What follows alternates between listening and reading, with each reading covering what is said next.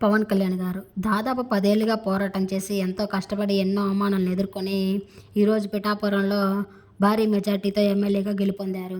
అయితే పవన్ కళ్యాణ్ గారికి ఈ గెలుపు సాధారణంగా దక్కలేదు. పార్టీని నిలబెట్టుకొని ప్రజల్లోకెళ్ళి వాళ్ళ సమస్యలు తెలుసుకొని, వాళ్ళ సమస్యలు తీరుస్తూ ఈరోజు ఇంతటి ఘన విజయాన్ని సంపాదించుకున్నారు పవన్ కళ్యాణ్ గారు. పవన్ కళ్యాణ్ గెలవటమే కాకుండా తను నిలబెట్టిన 21 స్థానాల్లో ఎమ్మెల్యేలు కూడా భారీ మెజార్టీని సంపాదించారనే చెప్పొచ్చు. అయితే ఈరోజు పవన్ కళ్యాణ్ గారు తన ఫ్యామిలీతో ఢిల్లీలో మోదీని కలిసి అటునుంచి డైరెక్ట్‌గా అన్నయ్య చిరంజీవిని సందర్శించారట పవన్ కళ్యాణ్ గారు. తమ్ముడికి చిరంజీవి పూల వర్షంతో ఘన స్వాగతం పలికారనే చెప్పొచ్చు. పూలదండతో ఆహ్వానించి తల్లి అంజనమ్మ గారు దిష్టి తీస్తూ అక్కా చెల్లెలు హారతులు పడుతూ ఆహ్వానించారు అన్నయ్యని. తమ్ముడి చేత కేక్ కట్ చేస్తూ ఎంతో సంబరాలని జరుపుకుంటున్నారు మెగా ఫ్యామిలీ ఈరోజు తమ్ముడి విజయాన్ని.